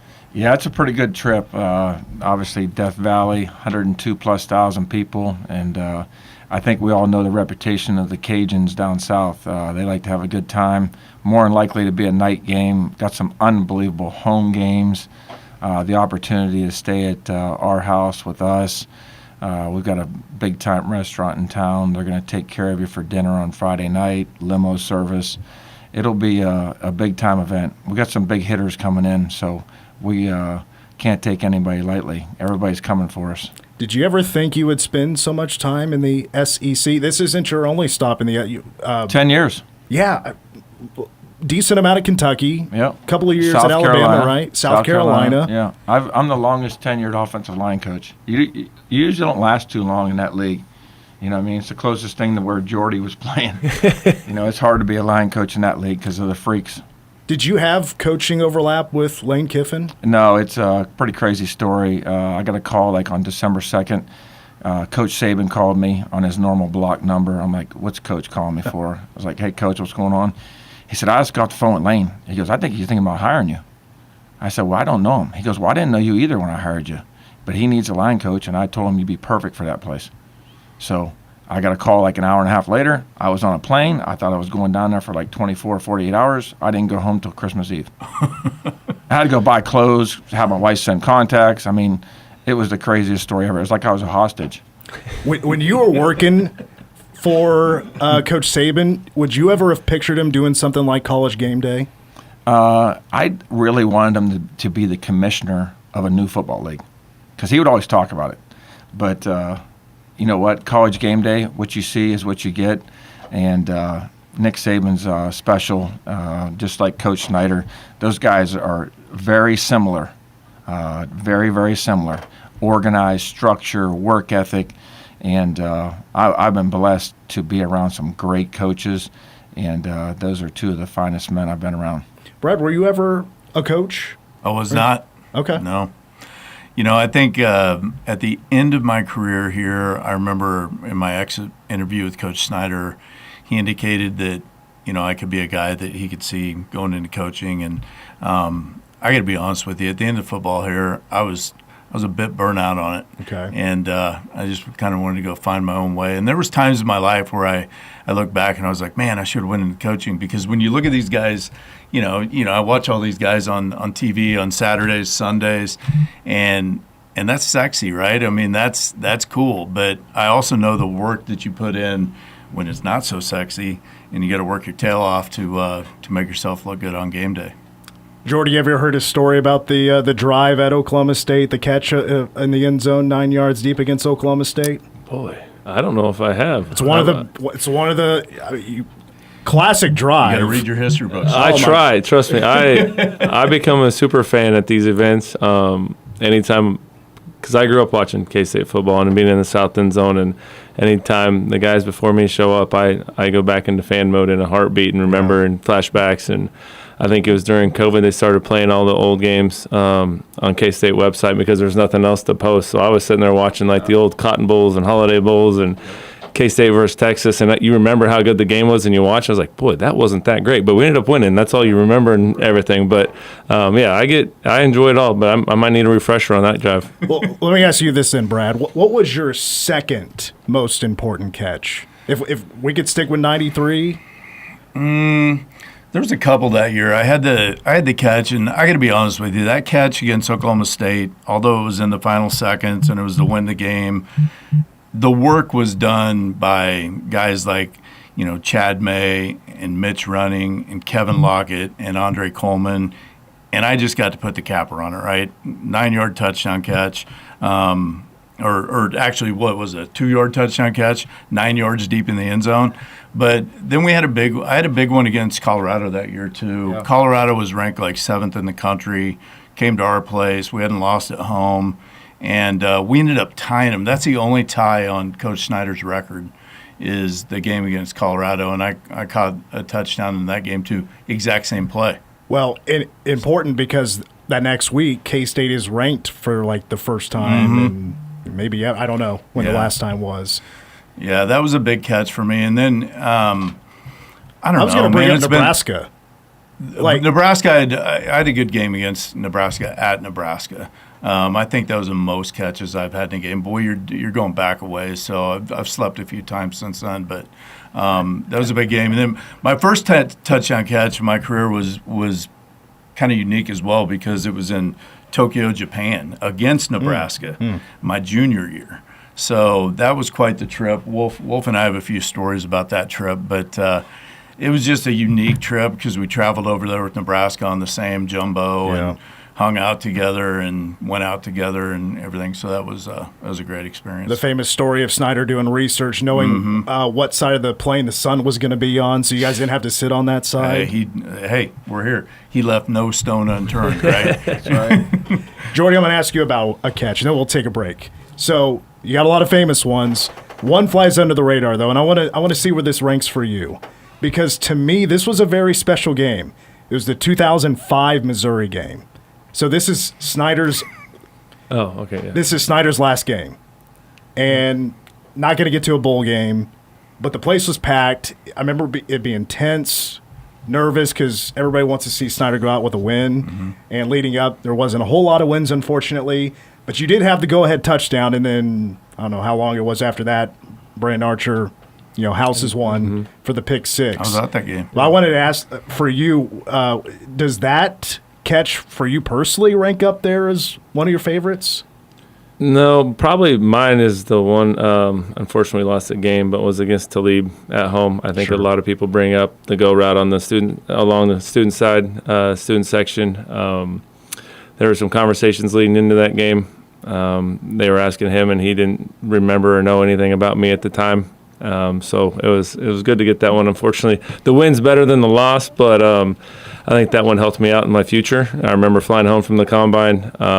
I ran a good 40, what I needed to do. Then the DBs were getting ready to run the next day, and I was like, come on, go run a 4.3. Please go run a 4.3. And I think he did, and I was like, I got film to prove it. So we're in good shape. Were you, by 2005, were you on scholarship? Yes. By that time? Okay. Yeah. Once they moved me to receiver, that at the end of that summer, they put me on scholarship. So the last 3 years. So 1 year with Coach Snyder, then 2 years with Coach Prince. Coach Wolf, we got Jordy Nelson, we got Brad Seib in studio talking the 18th annual Wildcats for No Stone Unturned. Let's take a break. We'll talk more about what this weekend is all about, what's up for grabs in the silent auction, raising money for No Stone Unturned. Title sponsor is Outdoor Bank. More with the gentleman in studio here on The Game. Whether it's game day or a night out with great live music, Bottle Cap Sports Bar delivers the atmosphere you're looking for. It's Manhattan's go-to spot for catching every Wildcats or Chiefs game and enjoying live music that plays the songs you actually know. Come early for a good seat, great music, and cold drinks served up right. Stay in the loop. Check out their Facebook page for the full schedule of events. Bottle Caps, where the music's live, the game's always on, and the vibe is just right. Bottle Cap Sports Bar located on West Anderson across from Dairy Queen. Central National Bank wants to put you in the driver's seat. They offer competitive rates on purchases and refinances of new and used cars, boats, and recreational vehicles. When it's time for your next adventure, set your GPS to Central National Bank and head out on your next journey in new wheels or no wheels. Offer credit is subject to credit approval. Central National Bank, money for life. Member FDIC, money for whatever since 1884. We the people isn't just the preamble to our Constitution. It's the sacred responsibility given to each of us to protect life, liberty, and the pursuit of happiness, which is why I am asking you to vote yes on August 4th to empower the people of Kansas to choose their Supreme Court justices. Hi, my name is Chris McGowan, and I'm an attorney from Hayes. I approve this message because I believe in putting power in the hands of the people, not lawyers. Paid for by the Big First Republican Party. This is Vern Henricks, and I'd like to invite you to join Dave Lewis and me every Monday morning at our new time, 9 a.m. here on News Radio KMAN. For the GMCF Community Hour, we enjoy celebrating the time, talents, and treasures of our community leaders and nonprofits each week. We will share GMCF updates, learn from community nonprofits, and provide you with upcoming community charitable events. For more information, call us at 587-8995 or visit our website at mcfks.org. GMCF, helping you make a difference. Is about a minute away from a third straight trip to the semifinals, leading Morocco 2-0 in Foxborough very late in stoppage time.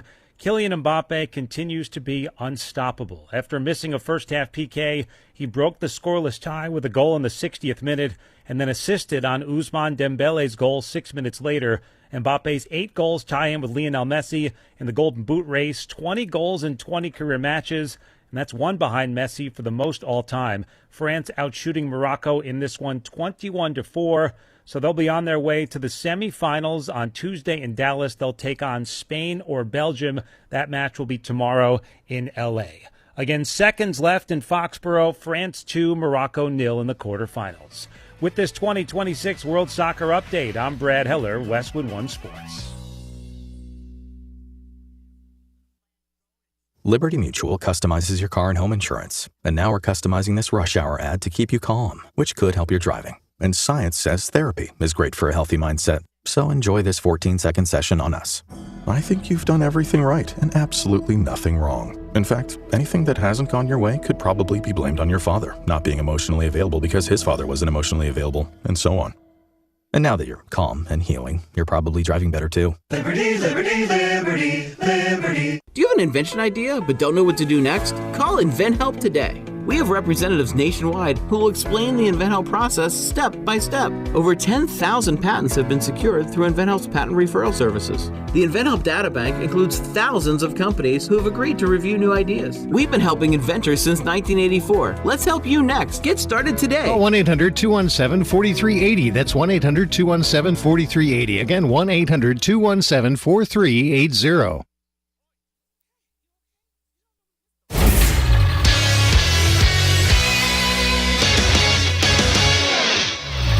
I'm Cole Lutchendorf with the Game Sports Update brought to you by Bottle Cap Sports Bar. K-State Baseball continued its streak of transfer portal additions yesterday, adding Johnson Community College right-handed pitcher Victor Crystal. Last year, Crystal helped the Cavaliers in what was one of the greatest seasons in college baseball's history as they went 67-3, 32-0 in conference play, and won a JUCO World Series. Crystal appeared in 16 games and started in 15 of them, recording a .388 ERA in 55 2/3 innings on the season. Coming out of high school, he was regarded as the best right-handed pitcher and third best prospect overall in Kansas by perfect game in the class of 2024. And the Royals finished up a 3-game series with the New York Mets earlier this afternoon, dropping the finale and the series. Today, Michael Wacha got tagged with 6 earned runs in his 4 2/3 innings. The Royals offense couldn't do enough to pick their starting pitcher up, with 2 of their 3 runs coming on solo homers from Lane Thomas and Bobby Witt Jr. Jack Caglione drove in the other run for Kansas City on an RBI double. The Mets would hold them off in the 8th and 9th innings, though, winning 7-3. The Royals have one more series before the All-Star break, staying on the East Coast to face the Baltimore Orioles in a 3-game series. Game 1 tomorrow at around 6 o'clock on News Radio KMAN.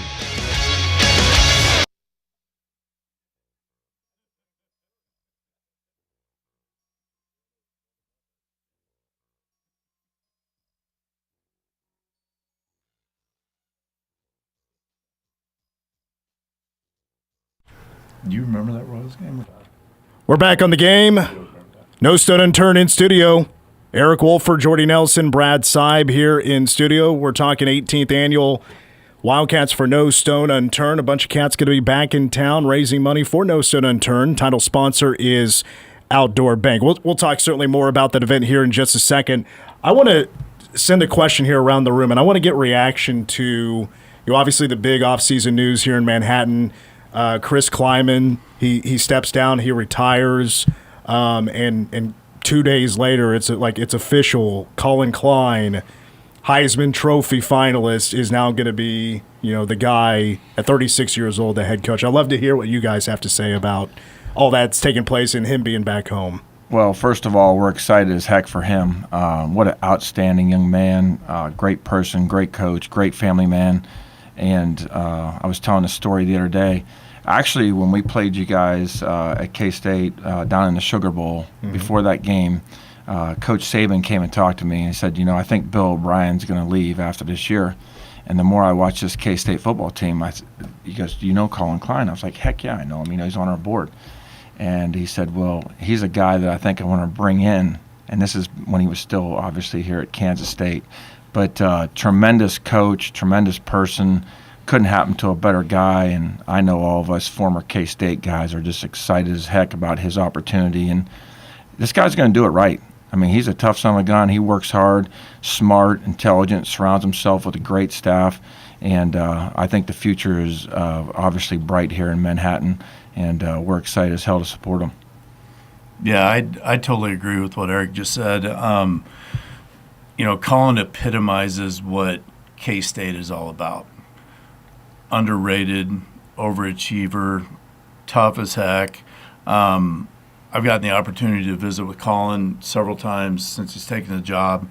He came over to Kansas City for a reunion that we did a few months back, and we were happy to have him there. But just some of the comments that he made about, like, he said he brought stations back in the offseason, and we all know what stations are under Coach Snyder, right? Can I ask what stations are? It's in. So what do we have? 8 different stations. 8 stations. And there were 8 stations, and they were, 8 minutes apiece? You don't remember? I don't want to try to remember. Anyway, and it's nonstop. They break the team up into, so you only have groups of, 8 or 10 guys, and you're just going one after another, and it could be, the cone drill, 5-10-5 drill, or bear crawls, or defensive back pedals, or whatever it is. And by the end of that, I think they're only 6 minutes, because I think it's 42 minutes. And by the end of that 42 minutes, you're dead. You're sitting there with your tongue out. So obviously he's an old guy, Snyder 1.0, calling him Snyder 2.0 right after Jordy left. It's refreshing to hear just some of the stuff that he's brought back that just resonated with him when he was playing under Coach Snyder. So I guarantee this team is going to be, his comment was, it's not for everybody. We're going to have fallout. We're going to have attrition, and that's fine. We're going to find the next man up. We're going to find the guy who wants to do it. So they're going to be a tough team, and I think that K-State's going to be in good hands, hopefully he's the last coach. I'm 55, so, if he's here for 30 years, I'll be 85. I don't know if I'll still be walking the earth, but he could be around a while. Yeah. Jordy, if there's anything, you and I'm excited for him to be working again with Avery. Avery's best potential is probably with working with Colin Klein, would be my guess. Yeah, I'll go back when Colin's starting to get offers to go to Notre Dame, Penn State, and chose to go down to A&M. And I know a lot of people were upset that he left, but I was excited for him. I think it was a great thing for him, great thing for K-State. Just talking to him a little bit and just knowing who he is, I knew he's going to come back eventually. But I think for him to go down into A&M and get connections, get into probably schools that we normally as K-State don't get to go into, talk to people we probably don't normally get to talk to. He built those relationships, and I think we're seeing some of that come to fruition through this next upcoming recruiting class that he's getting some commitments through. So I think we were very blessed for Coach Kleiman to come in, and what he did, not easy to follow Coach Snyder.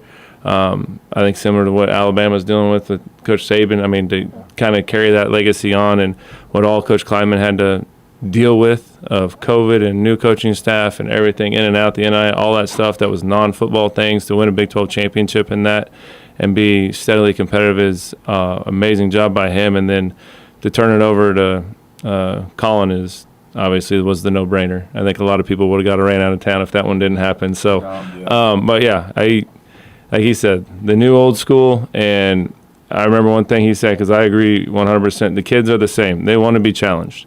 And I heard Avery's comment on something Media Day, was that yesterday they were at? Someone asked him how off-season going. He says it sucks. And that's a good sign. That is a good sign. It's supposed to suck in the offseason. So, but he appreciates it. They know they're putting in the work. It sucks now, but they'll reap the rewards later. They're bought in. They mentioned the recruiting class, 27 players, and I feel like this day and age, that's a super high number for a recruiting class.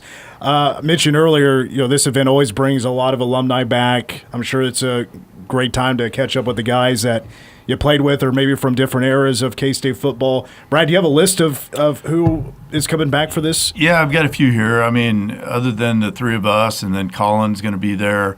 Guys like Marcus Watts, Sean Snyder, B.J. Finney, Jake Waters, Curry Sexton, Zach Nemechek, Zach Torrio, Leighton Dowling, Colin Sexton, Eli Huggins, Mo Lattimore, Jeff Plassey, Keith Galindo, Ted Sims, Daryl Dickey, Brian Cavanaugh. I thought of a few more. Rob Good, Tim McDonald, David Allen, Brad Fulner. So, yeah, I mean, and every year it's kind of you always have kind of some steady eddies that show up every year. But then every year we get either some new ones or just guys that come, every couple of years or whatever. Are a lot of those guys on the board for No Stone Unturned? Myself, Colin, Zach, Nemechek. Who am I missing? I don't want to miss anybody. Curry Sexton. Curry Sexton, sorry, not Colin. Colin's on the other side right now, right?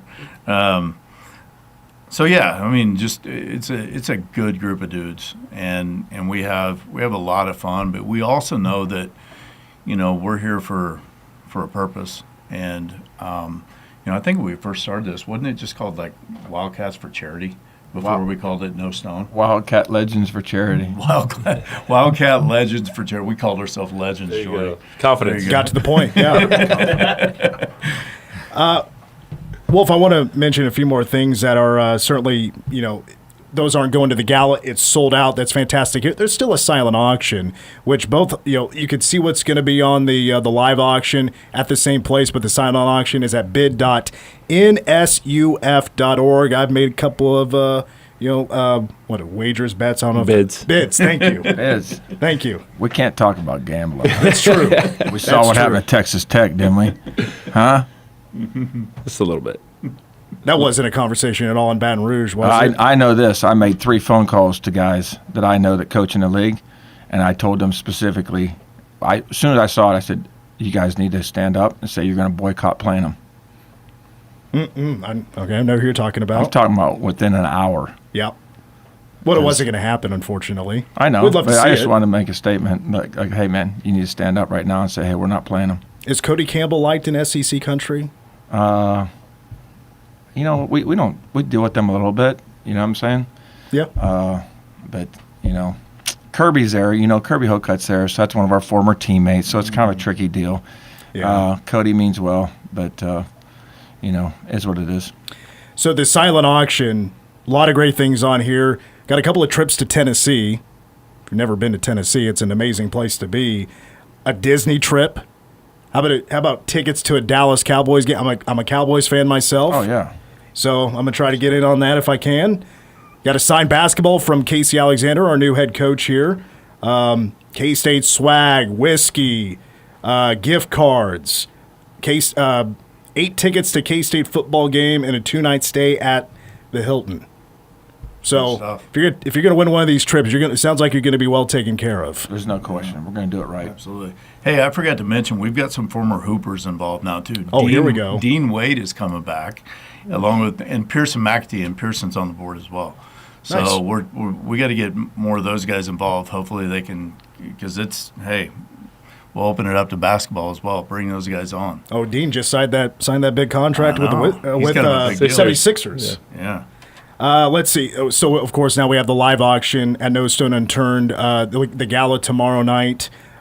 We talked about the trip to LSU. I'm not going to be able to win that. I wish I could. Tulane game suite. And then, I hear this right, there's a Bears trip. Because I'm getting the slash here. This is on the same thing here. There's a Bears trip along, we're talking Chicago Bears? Yeah, you'll go to the Tulane game, obviously, be with Jim Bob Morris and his group in the suite. Then you'll go on a private jet to Chicago, go watch Bears and Packers play. And then you'll get jetted back here to Manhattan. So, pretty neat deal. Right? You ever ride on a private jet? Have I? Yeah. I have not. Yeah, I think you got to bid on that bad boy. Okay. Get in early. Jordy might be able to sweep that big bad boy. I'll try to be the first one just to say I was in the. Just start it. I was in on it. I think we have trips to Portugal and Croatia. Vail. Too. Vail. Yeah. I mean, there's some amazing. Where is Vail? Vail, Colorado. Vail, Colorado. Yeah. I've only been to Colorado one time in my life, 2 years ago for the game against Shadur Sanders and Coach Prime. You would be big in Vail. I'm telling you right now. As in my height? No. That's right. Are they short there? People short there? Yeah, I'm telling you. Let's see. Zach Bryan concert. Cowboy Stadium. Whoa, okay. You know, it's in Cowboy Stadium. I did not know that. Yeah, Jerry World. Did you pick this one out yourself, or are you a Zach? No, Pat Coyle puts that together for us. He has a connection down there with the Cowboys in that group, so we always get. I mean, that's a pretty good deal now. And now married, Travis Kelce jersey, Bobby Witt jersey. There's a lot of great stuff. Jordy Nelson jersey. We got one of the best ever. Packers or Cats? Packers. Jordy, Okay. tell them what's on the back of it now. I mean, seriously, this is not everybody can get this. I'm surprised they gave it to us. So it's we'll call it a game ready. I think it's game worn, but I can't 100% prove it. So we call them game ready jerseys because they're custom fit to us. So it's not like the one you buy at the pro shop, like it is a game jersey.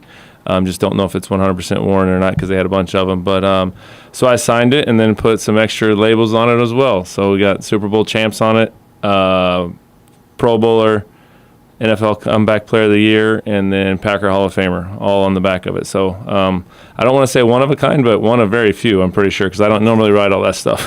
So tried to make it special and unique. So it's fun to do. Where do you keep the ring? Can't tell you. No, it's in my house. I hardly ever wear it. I go to different events and like, you got your Super Bowl ring? I was like, no, but this would be a really good time to have it on if I ever thought about it. I did they're doing a documentary on the Packers, and so they came in and interviewed me for a while, and I'm like, that would have been a good time to have a Super Bowl ring on, but you just don't think about it. No. Move on with life.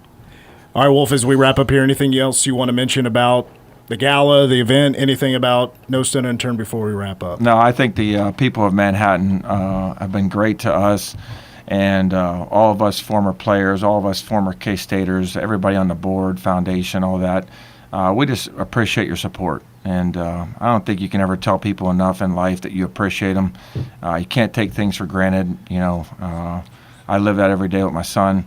But at the end of the day, we are so grateful to you, obviously, giving us this opportunity, but just the people of Manhattan. And all we want to do is make Manhattan the best place in the world. And kids that have kids with problems in this geographical area, we want to make sure they have services they need. And that's something that we all have a part in, and it's a way for us to give back and not expect anything in return. 18th annual Wildcats for No Stone Unturned starting tomorrow.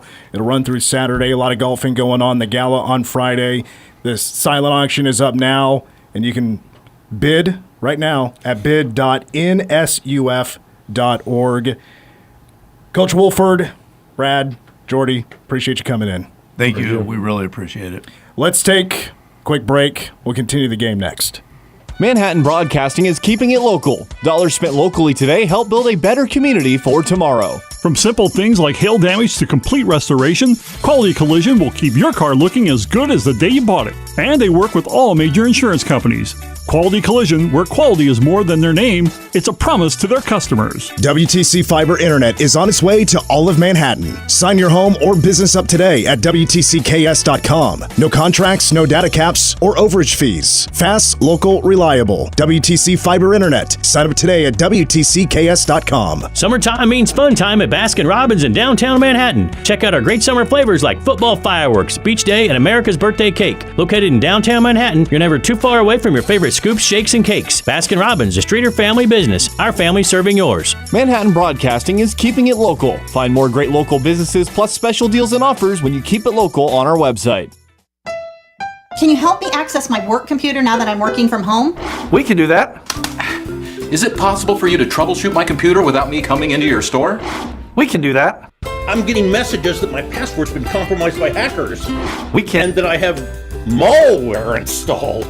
We can. I don't even go to the mall.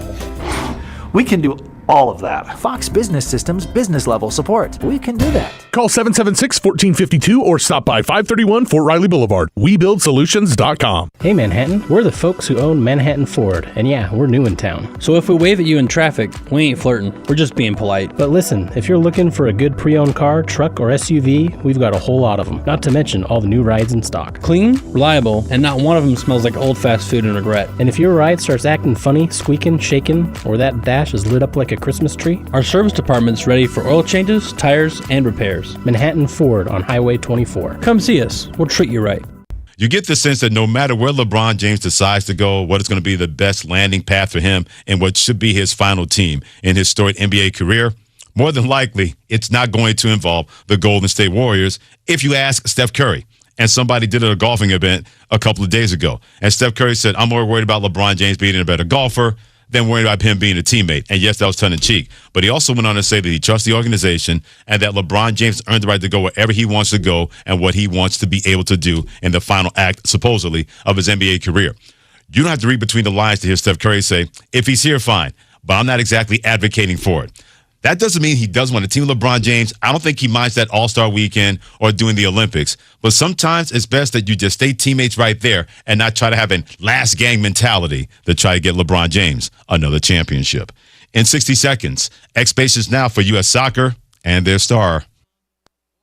Every 40 seconds, a child is reported missing. Find the Children is a nonprofit organization dedicated to helping find missing kids. You can be a part of their mission by donating your unwanted car. Call 1-800-294-0222. You'll receive the maximum tax deduction, and we provide fast, free pickup. Call 1-800-294-0222. Donate your unwanted or unused car. Call 1-800-294-0222.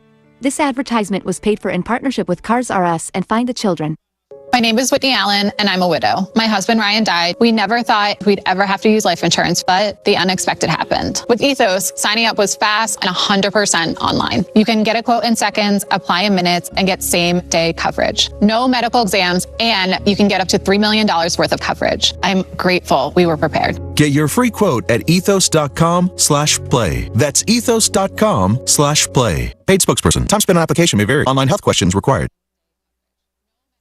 This is what happens when you have people who look at on the surface and say, why didn't they do better? The I'm talking about the U.S. men's national soccer team after the way they got taken apart by Belgium, who, by the by, did that earlier this year before the World Cup got started. Everybody had those increased expectations because of what the U.S. men's team was able to do trying to win a World Cup on home soil. But if anybody dealt with that, it was Christian Pulisic. Because now, if it's going to be a now what for USA men's soccer, it's really a now what for the best soccer player representing U.S. men's soccer, a soccer player that dealt with injury and did not score a goal during the World Cup. If he thought expectations were through the roof with the World Cup here, going forward, it's only going to get more increased for U.S. men's soccer and their major star in Christian Pulisic. For the ESPN Radio Sports Beat, I'm Freddie Coleman of ESPN Radio's Freddie and Harry. News Radio, KMAN, weather. Right now in Manhattan, 87 degrees with mostly sunny skies, wind at around 6 miles an hour. 50% chance of showers and thunderstorms tonight, mainly after 3 a.m. with a low around 70. And tomorrow, that chance of rain continues, mainly afternoon. That's a 40% chance with a high near 86. That'll continue until around 9 p.m. tomorrow night, overnight low of 68. On Saturday, sunny skies, a high near 87. Sunny on Sunday with a high near 88.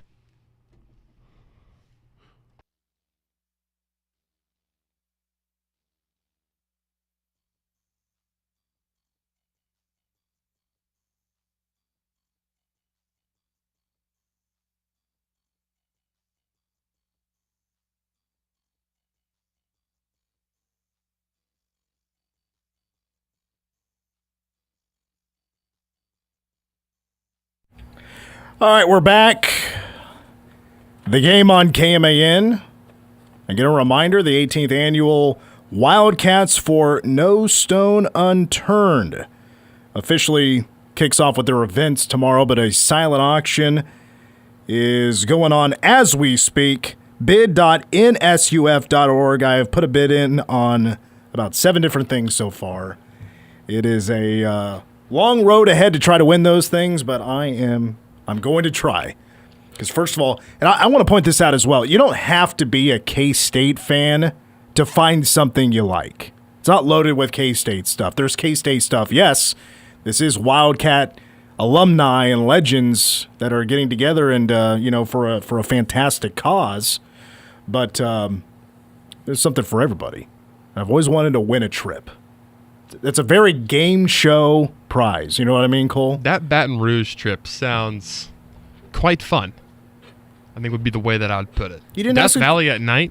I thought you were going to ask Jordy a question. I didn't know when the best time to just. I wanted to ask Brad how Jeff Mitty is in a non-basketball setting. I wanted to ask Jordy about with this, that, and the other. I wanted to ask about Lane Kiffin and not the off the field stuff, but he's also just kind of an offensive genius. So. But no, I let you do your thing. I thought it was great. What were you going to ask? Maybe I can answer for him. For Jordy?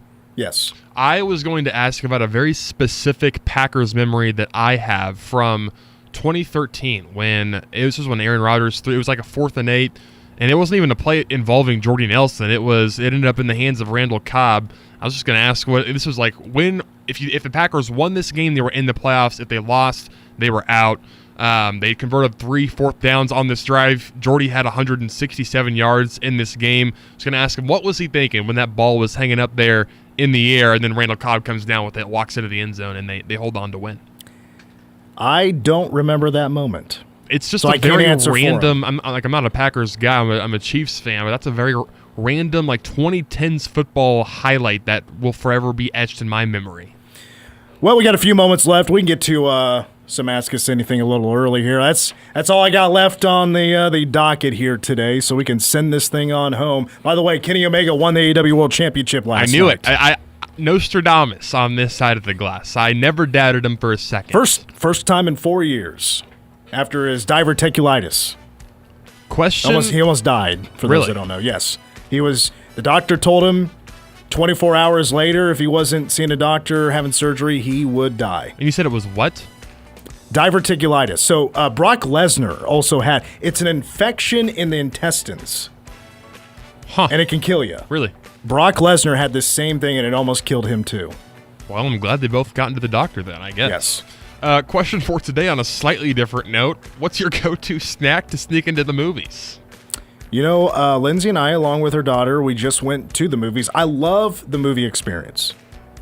I think I've said this to you before. That's the one thing, other than being good looking, that I have in common with Tom Cruise. We love the theater experience.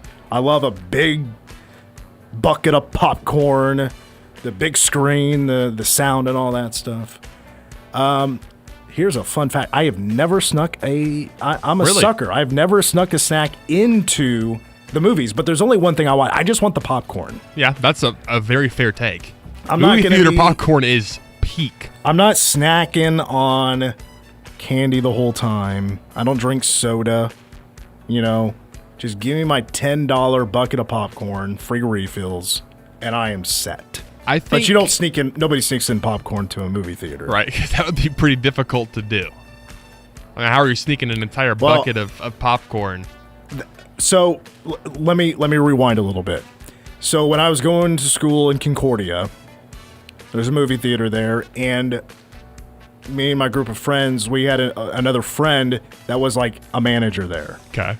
And if he was working and it was like the late showing of a movie or whatever, he would allow us to bring food in. So he's allowing us to bring it in. It's not sneaking it in. But I do recall bringing in a couple of pizzas. Sure. To a movie one time. And the theater was always empty. It was always just us. By the way, I did see the new Jackass movie. Is that what you went to see with Lindsay? Yes. And I always enjoy the Jackass guys. They're just different characters, but I'll give you a heads up if you're wanting to go see it. It's pretty much a best of with like 4 or 5 new skits or whatever. Okay, so here's a question for you along that line. What is your favorite prank of any or favorite anything from the Jackass series? Real quick, give us what was your answer? My answer for movies. It's a candy that I think I only have ever eaten inside a movie theater. For whatever reason, it's always just when I'm going to a gas station before I'm hitting the movie theater, I'm picking up a box of Mike and Ike's. And that's my good. go-to movie theater snack. I was hoping you wouldn't say Milk Duds. I think Milk Duds I hate Milk suck. Duds. They are terrible. You spend more time grabbing them out of your teeth than you do actually eating them. So I think my favorite, it's a pretty innocent one, really. You're talking about Jackass pranks. I have 2. One of them is I think it was in the second movie, the big hand coming around and knocking the guys over. With the bowl of soup? Yes. But my favorite prank is in the first movie, and it's when they're at a golf course, and while people are trying to tee off, they blow an air horn or like a bear horn. And it probably could have been a better prank, but what kid my age didn't think about doing something like that? Sure. If you could get your hands on a loud noisemaker and you want to go scare some people or throw them off something, like I always thought golf course, while they're trying to tee off, it's supposed to be quiet. Right. Not supposed to talk. And a couple of guys started teeing off balls their way. You know, that was my favorite one. That's a classic. I haven't seen any of the movies. I've seen some clips over the last couple of weeks on social media. The one that stuck out to me is when they had like the jet engine going, and it was basically like some Looney Tunes kind of scenarios where they would just have a guy like walk through where the jet engine was going behind, so the force of the actual plane was just blowing them off the ground, basically making them literally fly. I just thought that was entertaining, and I enjoyed watching that. You know, I think it's from the same movie. One of the guys from Jackass needed to have a tooth pulled, so they decided to make a bit out of it to where they tied a string to his tooth, and on the other end was Bam Margera's Lamborghini, and he basically just floored it down this runway, going at 100 miles an hour, and the Lamborghini, going 100, pulled the tooth out of his mouth. I was like, God, that would do it. Dang, that's crazy. That would do it. Man, there's another one that popped up. Now I'm blanking on what it was, but I was going to mention, you ever watch the spinoffs? There was Viva La Bam, Bam Margera and his guys, the CKY guys, and then Wild Boys, Steve-O and Chris Pontius. There were great spinoffs. I'm not familiar. Didn't last very long, but they were very entertaining if you grew up the same time I did. I think it was probably a generational thing there. The only thing Jackass related I know is just Steve-O. Like, that's the only person I'm really familiar with. You know, and you know what? So the Jackass guys are basically two different groups. You have the CKY guys who made videos of skateboarding and then doing crazy stunts and stuff. And then you had the other guys are Big Brother. It was a magazine. Okay. And Johnny Knoxville's writing for them, but there was other professional skaters like Steve-O and all that. They were a part of that. So they're two different groups, and then there's like the spinoffs went to those two different groups basically, just without Johnny Knoxville. But I was going to mention that Bam Margera's parents, Phil and April, if you grew up the same time I did when that show was on, they were kind of your parents. They were so cool. They were the coolest parents. Bam didn't deserve those parents. He was a jerk to them. He did some crazy stuff. I'm sure. That's kind of their brand, right? Some of the craziest television I've ever seen. I'm sure. I don't know how half of them are still standing or alive. Well, one of them today. died. One of them died in a car accident. Ryan Dunn. I know too much about these guys. I'm a fan. What can I say? I'm a fan. I'm not the only one out there. There's nothing wrong with that. There's at least one person out there listening right now that is beat for beat with me. It knows exactly what I'm talking about, can back it all up. There's Ryan Dunn who passed away. They're nodding along in their car. What's that? They're nodding along in the car. Yes. They're like, yeah, preach it. They're saying Mitch is cultured. I prove it every day, folks. Cultured. Of course. All right, that's going to wrap it up for today's show. We got another show tomorrow, right? We got an hour and a half. Because the Royals have another 5:30 pregame East Coast matchup. For Cole, I'm Mitch. We'll talk to you tomorrow. Big thanks to the No Stone Unturned guys for stopping by. We'll talk to you tomorrow. Go Cats. A cancer diagnosis can impact your